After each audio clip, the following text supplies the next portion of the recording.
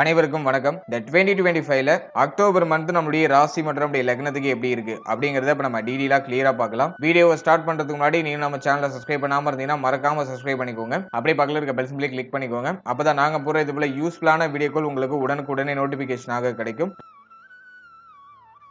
இப்போது 9வது ராசியா வரக்கூடியது தனுசு. தனுசு ராசி மற்றும் தனுசு லக்னத்தை சேர்ந்தவர்களுக்கு இந்த அக்டோபர் மந்த் எந்த மாதிரியான சிறப்பு பலன்களை தரப்போகுது அப்படிங்கறத பாக்குறதுக்கு முன்னாடி இந்த அக்டோபர் மந்த்ல பிளானட்டரி போர்ஷன்லாம் எப்படி இருக்கு, கிரகங்கள்லாம் எந்தெந்த இடங்கள்ல டிராவல் பண்ணிட்டு இருக்கு அப்படிங்கறத ஃபர்ஸ்ட் டீடைலா நம்ம பார்த்துடலாம். முதலாவதா நம்முடைய ராசிக்கு 3ஆம் இடத்துல ராகு எந்த சேஞ்சஸும் பண்ணல. சனி 4ஆம் இடத்துல வக்ரத்துல டிராவல் பண்றாரு, அவரும் எந்த சேஞ்சஸும் பண்ணல. குரு நம்முடைய ராசிக்கு 7ஆம் இடத்துல நம்முடைய ராசிக்கு சமசப்தம ஸ்தானமான கேந்திர ஸ்தானத்துல டிராவல் ஆயிட்டு இருக்காரு. இந்த மாதத்துல குரு ஒரு பிக்கஸ்ட் சேஞ்சஸ் பண்றாரு. அதாவது 18ஆம் தேதி அதிசார பயிற்சி பண்றாரு. அதிசாரமா பயிற்சியாகி நம்முடைய ராசிக்கு 7ஆம் இடத்துல இருந்து 8ஆம் இடத்துக்கு டிரான்ஸ்ஃபர் ஆகி உச்சமாகறாரு. இத நான் கொஞ்சம் குற்றமா பாக்குறேன். ஏன்னா நம்முடைய ராசிநாதன் 4ஆம் அதிபதி அஷ்டமத்துக்கு போறது அவ்வளவா ஃபேவர் இல்ல. அதுலயும் உச்சமாகிறது இன்னொரு குற்றம். அல்ல அதிசார பயிற்சி தனுசுக்கு அவ்வளவா ஃபேவரா இல்ல. 18ஆம் தேதி வரைக்கும் குருபலம் உண்டு. 18ஆம் தேதிக்கு மேல குருபலம் நமக்கு குறையுது. அடுத்தது நம்முடைய ராசிக்கு 9ஆம் இடத்துல சுக்கிரன் கேது காம்பினேஷன். இது பரவாயில்ல, ஓரளவுக்கு சுபத்துவமா தான் இருக்கு. இருப்பினும் 9ஆம் இடம் சார்ந்த ஆதிபத்தியங்களை ஒரு சில ஏற்றத்தாழ்வுகளை பண்ணும். அடுத்து நம்முடைய ராசிக்கு 10ஆம் இடத்துல சூரியன் புதன் காம்பினேஷன், 11ஆம் இடத்துல செவ்வாய். மேலும் இந்த மாதத்துல கிரகங்களுடைய நகர்வுகளை பொறுத்த வரைக்கும் 8ஆம் தேதி சுக்கிர பகவான் நம்முடைய ராசிக்கு 9ஆம் இடத்துல இருந்து 10ஆம் இடத்துக்கு டிரான்ஸ்ட் ஆகி நீச்சமாகிறாரு. இதை நான் ஒரு குற்றமா பாக்குறேன். சுக்கிரன் நீச்சமாகிற மாதம். அதனை தொடர்ந்து பார்க்கும்போது 2ஆம் தேதியே புதன் உச்ச நிலையிலிருந்து விலகி நம்முடைய ராசிக்கு 11ஆம் இடத்துக்கு வந்துடுறாரு. மேலும் செவ்வாய் நம்முடைய ராசிக்கு 12ஆம் இடத்துக்கு 27ஆம் தேதி வந்துருவாரு. புதன் மீண்டும் 24ஆம் தேதி இடப்பெயர்ச்சியாகி நம்முடைய ராசிக்கு 12ஆம் இடத்துக்கு செவ்வாயோட காம்பினேஷன் ஆயிடும். சூரிய பகவான் 17ஆம் தேதியே நம்மளுடைய ராசிக்கு 10ஆம் இடத்துல இருந்து 11ஆம் இடத்துக்கு டிரான்ஸ்ஃபர் ஆகி நீச்சமாகிறாரு. இந்த மாதத்தை பொறுத்த வரைக்கும் ரெண்டு முக்கியமான பிளானட் நீச்சமாகுது. அதாவது சுக்கிரன் சூரியன் ரெண்டுமே நீச்சமாகுது. ரெண்டுமே நீச்சமாகிறது குற்றம் தான், பெருசா பாசிட்டிவ் இல்ல. இதுதான் இந்த அக்டோபர் மந்த்துக்கான பிளானட்டரி பொசிஷன். இப்போ இந்த அக்டோபர் மந்த் ராசி பலன்களை நம்ம டீடைலா கிளியரா பார்க்கலாம். இந்த அக்டோபர் மாதத்தை பொறுத்த வரைக்கும் ஃபர்ஸ்ட் ஹாஃப் செகண்ட் ஹாஃப்னு பிரிச்சுனா அதுல முதல் 18 நாள் நமக்கு ஆல்மோஸ்ட் ஃபேவரா இருக்கு. ஆனா 18ஆம் தேதிக்கு மேல குரு பகவானுடைய நகர்வு நமக்கு கொஞ்சம் அன்ஃபேவரா இருக்கு. எனவே இந்த மாதத்தை பொறுத்த வரைக்கும் நீங்க முக்கியமான முடிவு, முக்கியமான மாற்றங்கள் ஏதாச்சும் பண்ணணும்னா 18ஆம் தேதிக்குள்ள பண்ணிக்கோங்க. அதன் பிறகு பிகஸ்ட் சேஞ்சஸ் எதுவும் பண்ண வேண்டாம். அவசர முடிவுகள் எதுலையும் எடுக்க வேண்டாம். உணர்ச்சி வசப்பட்டு எதுவும் பண்ண வேண்டாம். எல்லாத்துலயும் கொஞ்சம் நியூட்ரலா டிராவல் பண்ணணும் 18ஆம் தேதிக்கு மேல. இந்த மாதத்தை பொறுத்த வரைக்கும் ராகு பலம் பரிபூர்ணமா உண்டு. ராகு எதையும் தாங்குற மன வலிமையை கொடுத்துருவாரு, தைரியத்தை கொடுத்துருவாரு, ஒரு விஷயத்தை கான்பிடண்டா நகர்த்துறதுக்கான மன வலிமையை கொடுத்துருவாரு. அதே போல போர் குணத்தை கொடுக்கும். கண்மூடித்தனமா இதுலயும் இறங்கக்கூடிய அந்த ஒரு மனநிலை கொடுக்கும். முன்ன பின்ன யோசிக்காம டக்குன்னு ஆழம் பார்க்காம கால விடுற ஒரு மனநிலையை கொடுக்கும். அதனால அவசர குணத்தை அவாய்ட் பண்ணிக்கிறது ரொம்ப நல்லது. நேரத்துல அவசர குணம் அதிகமா இருக்கும். அதை பண்ணணும்னா பண்ணி ஆகணும்னு கொஞ்சம் அடம் பிடிப்போம். அதை கொஞ்சம் நம்ம குறைச்சிக்கிறது நல்லது. எல்லாத்தையும் கொஞ்சம் டீப்பா ரிசர்ச் பண்ணி அனலைஸ் பண்ணி எதுலையும் நீங்க இறங்குறது ஒரு நல்ல பலன்களை கொடுக்கும். வாட் எவர் அது எந்த ஃபீல்டுல நீங்க இருந்தாலும் சரி, நான் ஜெனரலா சொல்றேன், நீங்க எந்த துறையில இருந்தாலும் சரி, அல்லது நீங்க ஸ்டூடெண்ட்ஸா இருக்கீங்க, அல்லது நீங்க ஒரு சீனியர் சிட்டிசன்ஸா இருக்கீங்க, அல்லது நீங்க ஒரு யங்ஸ்டர் மிடில் ஏஜ் மேனா இருக்கீங்க, யாரா இருந்தாலும் சரி, அவசரத்தை விட்டு ஒரு விஷயம் நீங்க பண்ணணும்னு நினைக்கிறீங்கன்னா அதுல என்ன பாதகம், எதெல்லாம் நமக்கு பாசிட்டிவா அமையும், சாதக பாதகங்கள் எல்லாம் பார்த்து கொஞ்சம் அனலைஸ் பண்ணி பண்றது நல்லது. கண்மூடித்தனமான முடிவுகளையும் கண்மூடித்தனமான மாற்றங்களையும் பண்ண வைக்கும் இந்த மூணுல இருக்கிற ராகு. பாசிட்டிவ் தான், அது தைரியம், அபிவிருத்தி இதெல்லாம் உண்டு. ஆனா அது சில நிலைகள்ல யோசிக்காம டக்குன்னு மாற்றத்தை பண்றதுக்கு இந்த 3ஆம் இடத்து ராகு வழிவகுக்கும். அதே மாதிரி ஐடி ஃபீல்டு, கம்யூனிகேஷன் ஃபீல்டுல இருக்கிறவங்களுக்கு ரொம்ப நல்லா இருக்கும். இருப்பினும் சுக்கிரன் நீச்சமாகிற மாதம் அப்படிங்கிறதுனால டெஃபினட்டா எல்லாருக்குமே பிரஷரான ஒரு மைண்ட் செட்டை கொடுத்துரும். அதுல மாற்று கருத்தே இல்ல. அடுத்தது நம்முடைய ராசிக்கு 4ஆம் இடத்துல சனி வக்ரம். இது பார்த்தோன்னா வண்டி வாகனம் சார்ந்த விஷயங்கள பாசிட்டிவான ஒரு வைப்ரேஷனை கொடுக்கும். வண்டி வாகனத்துல இருக்கிற பழுது நீக்கல் சார்ந்த பிரச்சனை எல்லாம் சரி பண்ணி உங்களுக்கு கம்ஃபர்டபுளா மாத்திப்பீங்க. அதே பேருக்கு புதுசா வண்டி வாகனம் வாங்குறதுக்கான வாய்ப்பு முதல் 18 நாட்களுக்குள்ள உண்டு. அடுத்தது தாயார் சார்ந்த வகையில இருந்த பிரச்சனைகள்லாம் முதல் 18 நாட்கள்ல ஓரளவுக்கு சரியாகும். ஆனா 18ஆம் தேதிக்கு மேல வண்டி வாகனம் தாயார் சார்ந்த விஷயம், உடல் ஆரோக்கியம் சார்ந்த விஷயம், இப்படி என்டையர் எல்லா விஷயத்திலும் கொஞ்சம் நீங்க அக்கறை எடுத்து செயல்பட வேண்டியது அவசியம். ஏன்னா குரு போயிட்டு நமக்கு உச்சமாகி அஷ்டமத்துல அமர்றாரு. அதை நான் கொஞ்சம் குற்றமா பாக்குறேன். அடுத்த ஸ்டூடெண்ட்ஸ், மாணவ மாணவிகளை பொறுத்த வரைக்கும் இந்த மாதத்துல கொஞ்சம் கண்ணும் கருத்துமா செயல்பட வேண்டியது அவசியம். முதல் 18 நாள் பெருசா எதுவும் ட்ரபிளா இருக்காது. ஆனா 18ஆம் தேதிக்கு மேல படிப்பு சார்ந்த வகையில ஒரு மாதிரி தடுமாற்றம், குழப்பம், படிப்புல ஒரு மாதிரி தெளிவா என்னால ஃபோக்கஸ் பண்ண முடியல அப்படிங்கிற மாதிரியான ஒரு மனநிலையை கொடுக்கும். அல்ல இந்த அக்டோபர் மந்த்தை பொறுத்த வரைக்கும் கல்வி சம்பந்தமான விஷயங்கள்ல ஸ்டூடெண்ட்ஸ் ரொம்ப கேர்ஃபுல்லா இருக்கணும். வாட் எவர் நீங்க எந்த ஃபீல்டுல இருந்தாலும் சரி, எந்த துறை சார்ந்த கல்வியை நீங்க படிச்சாலும் சரி, எஜுகேஷன் ரிலேட்டடா கொஞ்சம் நீங்க கேர்ஃபுல்லா இருக்கணும். படிப்புல அவசர மாற்றம், அவசர முடிவு, படிப்பு சம்பந்தப்பட்ட விஷயங்கள்ல கவனச்சிதறலோட இருக்கிறது. சோ இதெல்லாம் நீங்க கொஞ்சம் அவாய்ட் பண்ணி டிராவல் பண்ண வேண்டியது இந்த மந்த்ல கொஞ்சம் அவசியமானதாக இருக்கு. அடுத்தது இந்த மாதத்தை பொறுத்த வரைக்கும் தொழில், உத்தியோகம், பொருளாதாரம் இதெல்லாம் நம்ம அனலைஸ் பண்ணும்போது சுக்கிரன் நீச்சமாகிற மாதம். அதே மாதிரி 9ஆம் அதிபதி 11ஆம் இடத்துல நீச்சம். இந்த காம்பினேஷனை பொறுத்த வரைக்கும் உத்தியோகம் சார்ந்த விஷயங்களை பிக்கஸ்ட் சேஞ்சஸ் எதுவும் பண்ண வேண்டாம். நான் அந்த நேரத்துல உத்தியோகத்தை சேஞ்ச் பண்ணலாம்னு இருக்கேன், இருக்கிற உத்தியோகத்தை விட்டுட்டு வேற ஏதாச்சும் புதுசா ட்ரை பண்ணலாம்னு இருக்கேன் அப்படின்னு கண்மூடித்தனமான முடிவுகள், கண்மூடித்தனமான மாற்றங்களை பண்ண வேண்டாம். ஒரு விஷயம் கன்ஃபார்ம் ஆகிறதுக்கு முன்னாடி பழைய விஷயத்தை விடாதீங்க. இந்த மாதத்தை பொறுத்த வரைக்கும் உத்தியோகத்தை ஆல்ரெடி இருக்கிற விஷயத்தை நகர்த்துறதுக்கு ஃபேவரா இருக்கு. மாற்றத்திற்கு இந்த மாதம் ஃபேவரான மாதம் இல்ல. அதனால எதையும் சேஞ்சஸ் பண்ணணும்னு நினைக்க வேண்டாம். இருக்கிறத ஜஸ்ட் நகர்த்துங்க. அதே மாதிரி உத்தியோகத்துல கொஞ்சம் அட்ஜஸ்ட்மெண்ட் தேவை. பணிபுரியக்கூடிய இடத்துல ஒரு மாதிரி சலசலப்பு, இந்த பணிபுரியக்கூடிய அந்த சக ஊழியர்களோட ஒத்து போகாத மனநிலை இதெல்லாம் இருக்கலாம். அதனால யாரு கூடயும் பெருசா முரண்பட்டு இருக்காம எல்லாரையும் கொஞ்சம் அனுசரிச்சு டிராவல் பண்றதுக்கு ட்ரை பண்ணுங்க. அடுத்த தொழில் பண்றவங்களா இருக்கீங்கன்னா பிசினஸ்ல ரொம்ப கேர்ஃபுல்லா இருக்கணும். உடைய சக ஊழியர்கள், உடைய பணியாளர்கள் அவங்க கிட்ட நீங்க கொஞ்சம் அவேர்னஸா இருக்கணும். அதே மாதிரி இந்த நேரத்துல யாரு மேலயும் கோவப்பட்டு வார்த்தையில வெளியிட கூடாது. உங்களுடைய கஸ்டமர் கிட்ட நீங்க கொஞ்சம் தன்மையா பேசணும். கஸ்டமர் கிட்ட கொஞ்சம் நீங்க கேர்ஃபுல்லா இருக்கணும். ஏன்னா செவ்வாயுடைய பார்வை அப்படிங்கிறது நம்முடைய ராசிக்கு 2ஆம் இடத்துல இருக்கு. அதே மாதிரி சூரியன், சுக்கிரன் எல்லாம் நீச்சமாகிற மாதம் அப்படிங்கிறதுனால கஸ்டமர் மேல கோவப்படுறது, கஸ்டமர் கிட்ட கொஞ்சம் தேவையில்லாத விஷயங்களை பேசி அவங்கள மன கஷ்டம் அடைய வைக்கிறது, இதுக்கெல்லாம் வாய்ப்பு இருக்கு. அதனால தொழில் பண்றவங்களா இருக்கீங்கன்னா கஸ்டமர் சார்ந்த விஷயங்களை கொஞ்சம் கேர்ஃபுல்லா இருந்துக்கணும். அடுத்தது இந்த மாதத்தை பொறுத்த வரைக்கும் இன்வெஸ்ட்மெண்ட்னு சொல்லிட்டு எதுலயும் போய் இறங்கி மாட்டிக்க வேண்டாம். பொருளாதாரம் போய் ஏதாச்சும் ஒரு விஷயத்துல லாக் ஆகிறதுக்கு வாய்ப்பு இருக்கு. அதனால நான் இதுல இன்வெஸ்ட் பண்றேன், அதுல இன்வெஸ்ட் பண்றேன்னு போயிட்டு இதுல இன்வெஸ்ட் பண்ணி மாட்டிக்க வேண்டாம். இந்த மாதத்தை பொறுத்த வரைக்கும் இருக்கிறத நகர்த்துங்க. புதுசா இந்த சேஞ்சஸோ புதுசா ஒரு விஷயத்தோ நீங்க ட்ரை பண்றதுக்கு கொஞ்சம் அவாய்ட் பண்ணிக்கோங்க. அடுத்த பொருளாதாரம் சார்ந்த விஷயங்களை பொறுத்த வரைக்கும் பணம் சார்ந்த விஷயங்களை ஒரு மாதிரி தடுமாற்ற அமைப்புகளை இதை குறிக்குது. ஏன் அப்படின்னாக்கா 11ஆம் அதிபதி நீச்சமாகிறாரு. அதே மாதிரி 27ஆம் தேதிக்கு மேல செவ்வாய் 12ஆம் இடத்துல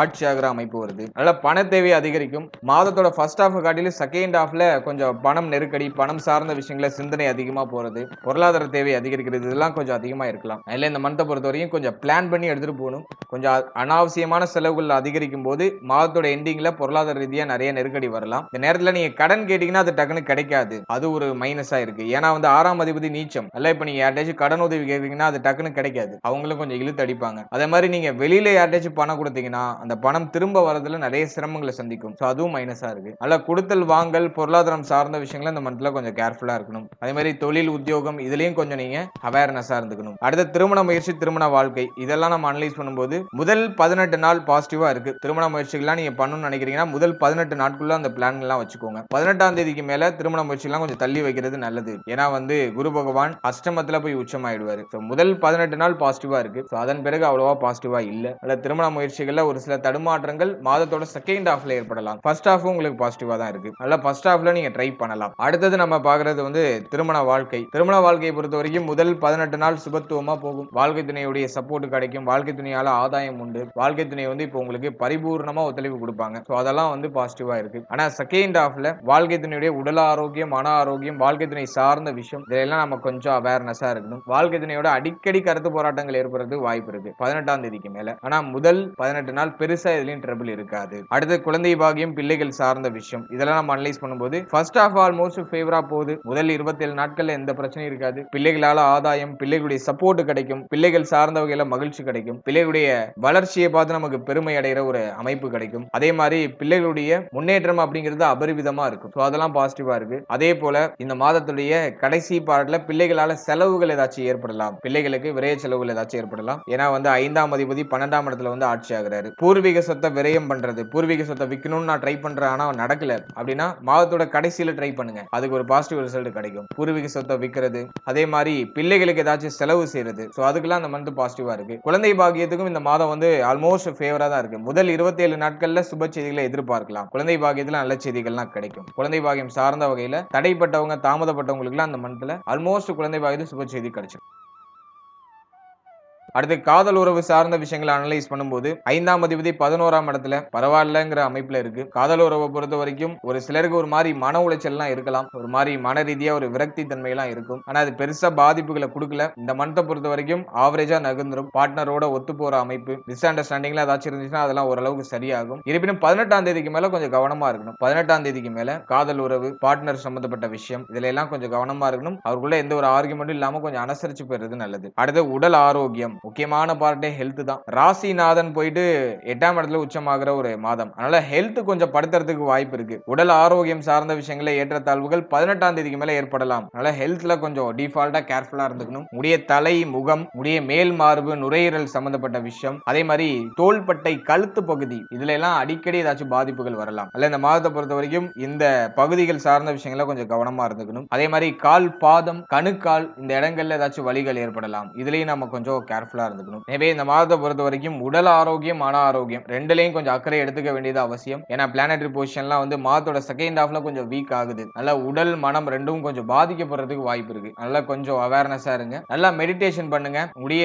தெய்வ வழிபாடு, உங்களுடைய இஷ்ட தெய்வ வழிபாடு, குலதெய்வ வழிபாடு எல்லாம் மேற்கொள்ளுங்க. அதெல்லாம் இன்னும் உங்களுக்கு பாசிட்டிவான ரிசல்ட் கொடுக்கும். இந்த மாதத்துல குலதெய்வ வழிபாடு மேற்கொள்றதுக்கான வாய்ப்புகளும் கிடைக்கும். சோ அதெல்லாம் நீங்க ட்ரை பண்ணும்போது உங்களுக்கு நல்ல ரிசல்ட் கிடைக்கும். எனக்கு இந்த தெய்வ வழிபாட்டுல எல்லாம் நம்பிக்கை இல்லை அப்படிங்கிறவங்க மெடிடேஷன் பண்ணுங்க. நல்லா மெடிடேட் பண்ணுங்க. மைண்ட் நல்லா ப்ரிப்பேர் பண்ணிக்கோங்க. இறை சக்தியை உங்களுக்குள்ள உணருங்க. அது உங்களுக்கு ஒரு ஆத்ம அமைதியை கொடுக்கும். அந்த அமைதி உங்களுக்கு எல்லா வகையிலும் வழிகாட்டும். உங்களுடைய குழப்பமான மனநிலை அதையும் நான் சொல்ல மறந்துட்டேன். இப்போ வந்து 18ஆம் தேதிக்கு மேல பாத்தீங்கன்னா தனுசு ராசி, தனுசு லக்னத்துக்கு அதிகமான குழப்பமான நிலை வரும். எதை பண்றதுனே தெரியாது. ஒரு மாதிரி குழப்பத்துல போய் மூழ்கிறதுக்கு வாய்ப்பு இருக்கு. அதை நீங்க தெளிவடைய வைக்கணும்னா நல்லா மெடிடேஷன் பண்ணிக்கணும். சோ அதுல நீங்க கொஞ்சம் கவனம் செலுத்திக்கிறது நல்லது. ஓவராலா இந்த அக்டோபர் மந்த்தை பொறுத்த வரைக்கும் பிளானட்டரி பொசிஷன் ஆவரேஜா தான் இருக்கு. ஃபர்ஸ்ட் ஹாஃப் காட்டிலும் செகண்ட் ஹாஃப் கொஞ்சம் ஆவரேஜா தான் இருக்கு. ஃபர்ஸ்ட் ஹாஃப் கூட நல்லா ஸ்கோர் பண்ணிருக்கு. செகண்ட் ஹாஃப் கொஞ்சம் வீக்கா இருக்கு. அதனால 18ஆம் தேதிக்கு மேல அவசர மாற்றங்கள், அவசர முடிவுகள் எதுவும் பண்ண வேண்டாம். இருக்கிறத ஜஸ்ட் மூவ் ஆன் பண்ணுங்க. அதுக்கு தான் இந்த மந்த் வந்து உங்களுக்கு ஒரு நல்ல ரிசல்ட் கொடுக்கும். வாழ்த்துக்கள். இப்போ நீங்க இது வரைக்கும் பார்த்த அந்த பொது பலன்கள் அப்படிங்கிறது ஒரு கோச்சார பலன்கள் தான். இது உங்களுடைய ஜனனகால ஜாதகத்துல நடக்கக்கூடிய தசா புக்தி அந்தரம் பிளஸ் உங்களுடைய ஜனனகால ஜாதகத்துல இருக்கக்கூடிய அந்த பிளானட்டரி பொசிஷன் இதை பொறுத்து ஒரு சில ஏற்றத்தாழ்வுகளை சந்திக்கும். எனவே 100% பிரிடிக்ஷன் எடுக்கிறதுக்கு உங்களுடைய ஜனனகால ஜாதகத்தை ஆய்வு பண்றது நல்லது. உங்களுக்கு இப்போ என்ன தசா புக்தி நடந்துட்டு இருக்கு, அது யோக தசையா அவயோக தசையா? யோக தசையா இருந்துச்சுன்னா அந்த 7.5 சனி பிளஸ் வந்து இந்த நெகட்டிவான இன்ஃபுளுன்ஸ் பண்ணக்கூடிய இந்த கோச்சார கிரகங்களுடைய பாதிப்பு உங்களுக்கு பெரிய அளவுல இருக்காது. அதுவே அவயோக தசையா இருந்துச்சுன்னா அந்த கோச்சாரத்துல சொல்லப்பட்டிருக்க அந்த நெகட்டிவான இன்ஃப்ளூயன்ஸ் உங்களுக்கு அதிகமா இருக்கும். இதுதான் பாயிண்ட். அதனால உங்களுக்கு நடக்கிறது யோக தசையா அவயோக தசையா, இந்த கோச்சாரம் உங்களுக்கு எவ்வளவு பர்சன்டேஜ் வந்து உங்களுக்கு இம்பாக்ட் பண்ணும் அப்படிங்கறத உடைய தசாபுக்தி அந்தரம் பிளஸ் உங்களுடைய ஜாதகத்துல சனி எந்த இடத்துல போஷன் ஆயிருக்காரு பிளஸ் வந்து மற்ற கிரகங்கள்ல எந்தெந்த இடங்கள்ல போஷன் ஆயிருக்கு அதை பொறுத்து ஒரு சில ஏற்றத்தாழ்வுகளை சந்திக்கும். எனவே உங்க ஜனனகால ஜாதகத்தை கொஞ்சம் அண்டர்ஸ்டாண்ட் பண்ணிட்டு இந்த கோச்சாரத்தை நீங்க எடுத்து சூப்பர் கம்போஸ் பண்ணும்போது உங்களுக்கு ஒரு தெளிவு, இன்னும் கொஞ்சம் அதிகமான புரிதல் அப்படிங்கிறது கிடைக்கும். எனவே உங்களுடைய ஜனனகால ஜாதகத்தை உங்களுடைய குடும்ப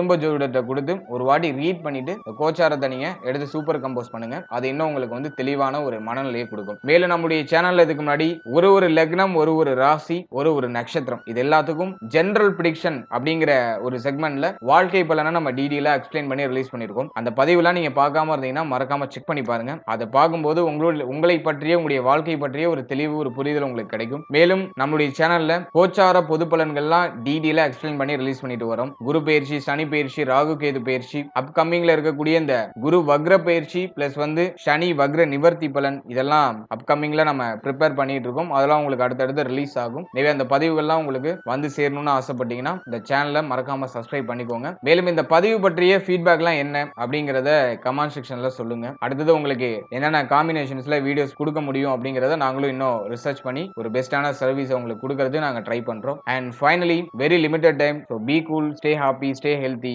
and enjoy. வாழ்த்துக்கள். நன்றி.